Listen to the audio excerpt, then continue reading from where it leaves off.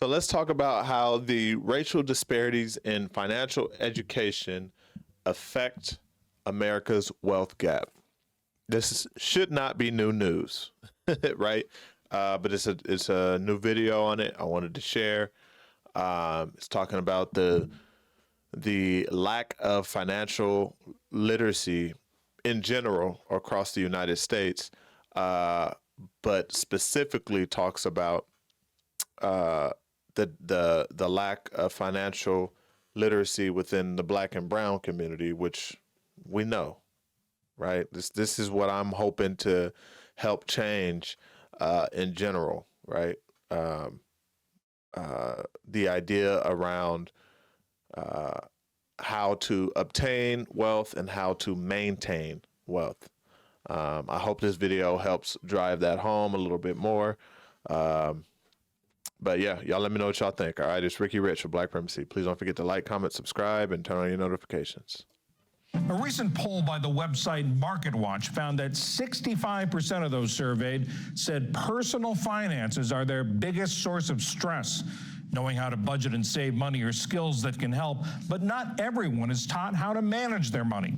Only 25 states require high school students to take a personal finance class in order to graduate. And the schools with predominantly Black and Brown students are less likely to offer those courses. Laura Barone Lopez reports on how younger generations are working to improve their financial literacy and help close the wealth gap. It's part of our ongoing coverage of Race Matters.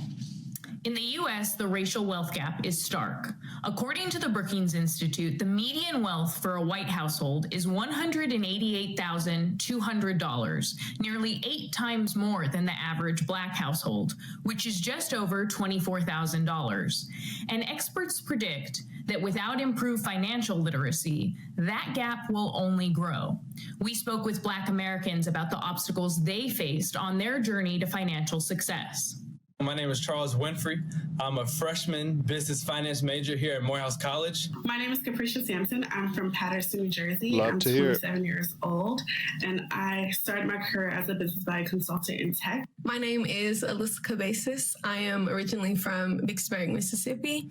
I am 23 years old, and I currently work at JP Morgan doing commercial banking. I grew up in a two-parent household with 4 siblings and was introduced to money in a way where my parents really wanted to instill the importance of financial literacy and also just education and hard work. So my dad, at some point, he was like, you need to learn the value of $1. And with that, he would give me an allowance for doing chores around the house every 2 weeks. My family comes from finance, so I was really had that exposure early on to a lot of money, finance, business talks. I am a first-generation college student. I'm also a first-generation high school graduate. And when I stepped into Spelman, everybody was like so financially literate. Girls were talking about how their parents had trust funds set up for them and that's how they pay for school. And I'm like, I was working for $725 at 18. So being in the environment, that's what really exposed me to wanting to know more about financial literacy. I think the challenges of being... That's pretty dope. I don't know if y'all caught that, but she did say, let me back it up so we don't miss anything this young lady is saying. She did say that she went to Spelman, right, which is a historically Black woman's college or young woman's college, and her peers were telling her how their colleges were being paid by trust funds and other types of college savings and investments, which is beautiful to hear if you think about it, because that means a lot of her peers are going to graduate or have graduated without any college debt, which is, in my opinion, one of the biggest financial setbacks for an individual, period, but specifically for individuals of color, because we typically are the ones that have to take out the debt. So she said that kind of quickly. I wanted to highlight that as being like, that's really good to hear. That's really good to hear, especially knowing that a lot of these colleges, like Spelman, are very expensive. Um, and so a lot of us can go to these colleges, Spelman, Howard, Morehouse, all of these colleges, and yeah, we get our education, and we get our education from a historically black college, but we come out to I personally know people with $200,000-$300,000 in debt on a degree that they'll never be able to pay that off if they stay in the field of their education, right? And it's because it's expensive to go to a lot of these schools.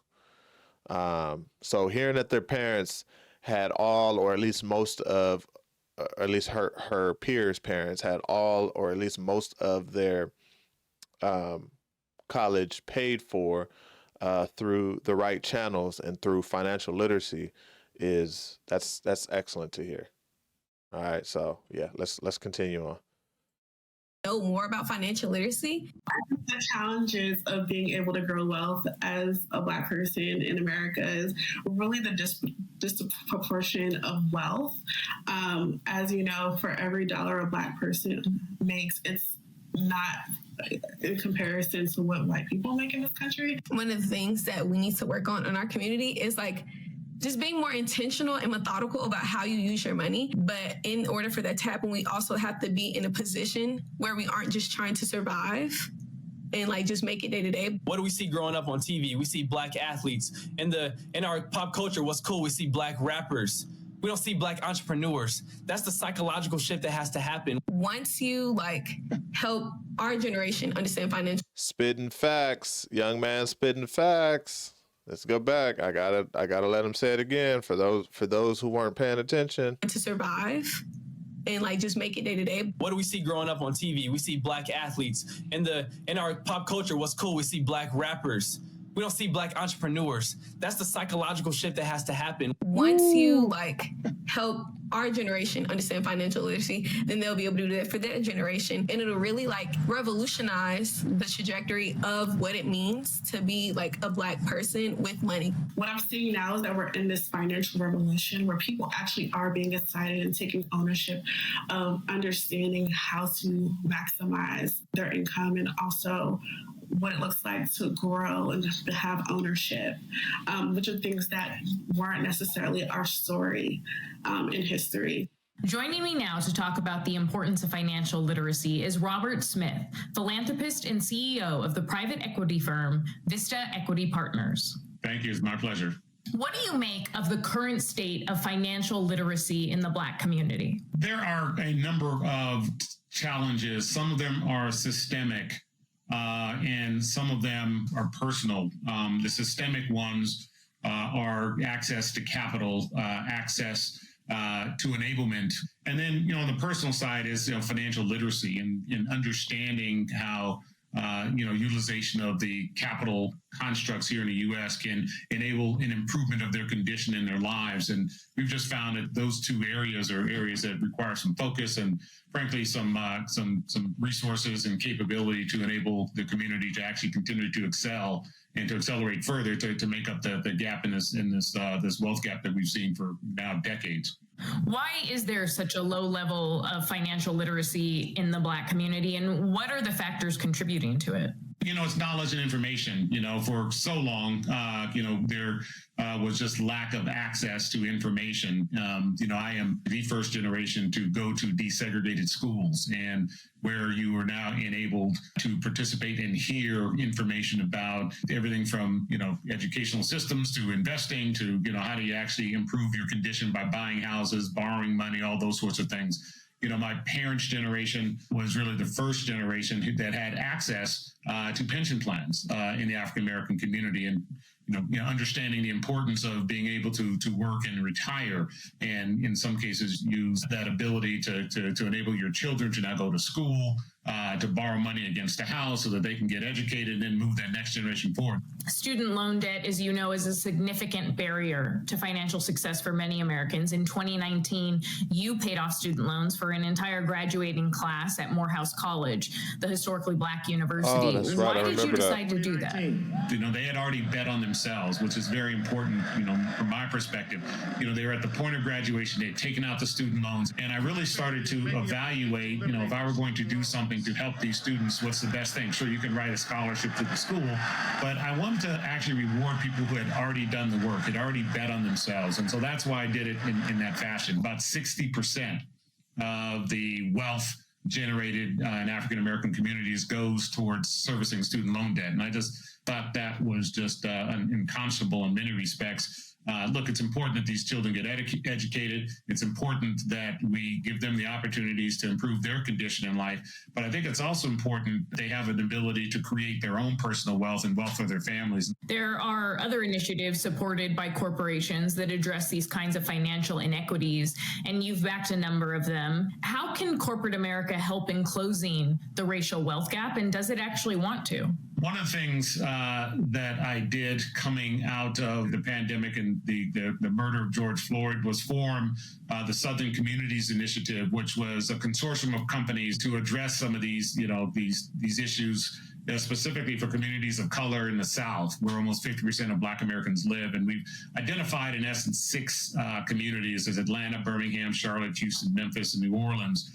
And what we're looking to do in our offering, corporate and philanthropic organizations are measured and vetted shovel-ready ways for them to help fulfill not only their pledges, but some of the racial wealth gaps and opportunity gaps that exist. Many of them are looking for ways to do it and looking for ways that are reliable. We've built out what we'll call the infrastructure so that you can now drive, if you want to drive capital to improve the condition in the banking infrastructure or the healthcare infrastructure or the things for food disparity issues. So that's been one of the most important parts of this, is actually vetting and pulling together the systems and the infrastructure and the partnerships so that people have reliable places to put their capital. If you had 2 pieces of advice for people to get on the road to financial literacy, what would it be? First, get up to speed and understand what is financial literacy for your family. In some cases, it might be gaining some independence through some investments for your retirement. In this case, it might be, buying a house, investing in stocks, investing in bonds, and really understanding how to do that. And the second, which enables you to do the first, frankly, is, I think you've got to go call on your Congress people to get them to ensure that your community and your businesses all have access to broadband and the internet. I mean, that is now the purveyor of information and insights. And we've just found too many communities of color actually don't have access to that level of service that enables you to, teach, educate, and train. And so those are the 2 things that I would point to as important for, depending upon how far away you are from getting on that road to financial literacy, to really embark upon. Philanthropist and entrepreneur Robert Smith, thank you for your time. Thank you.